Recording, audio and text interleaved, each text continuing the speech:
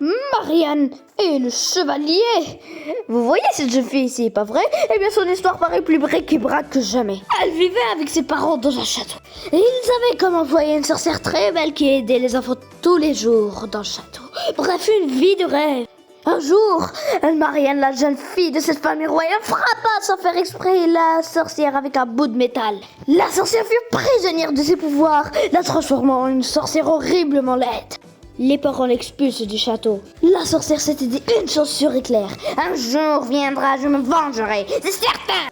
Des années de préparation pour le grand coup. Le jour est venu. Après le mariage de la jeune Marianne, la sorcière la kidnappa la nuit. Marianne se réveillait donc dans une grande tour avec cette méchante sorcière Malgocha. Dans le château, c'est la panique, le bazar et surtout de l'accusation. Tout le monde accuse le mari de Marianne de l'avoir kidnappée et le mari fut banni temporairement jusqu'à ce qu'il trouve que ce n'est pas lui et qu'il revient au château avec elle. Son mari rencontra le sorcier gardien de la vallée des morts. Le jeune chevalier lui demanda où est-elle.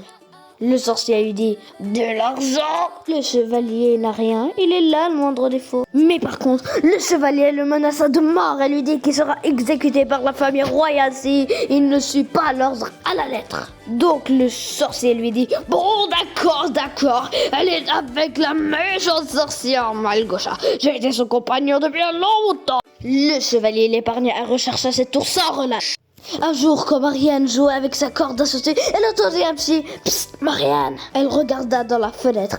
Miracle, c'était son mari, le grand brave chevalier garde-fort. Grâce à son ami la fée, il détruit un morceau la tour. Marianne tomba, mais fut sauvée par son mari. Et la sorcière tomba et heureusement, la malédiction prit fin. La sorcière dit « Désolée Marianne, je sais pas ce qui m'est passé. » Marianne répond « Non, je dois te dire pardon. Je t'ai débloqué une malédiction qui t'a fait détester ta raison de vivre. Ça n'a jamais été intentionnel. » Le petit groupe se consola, puis entre de nouveau dans le royaume et vit une vie très heureuse de nouveau.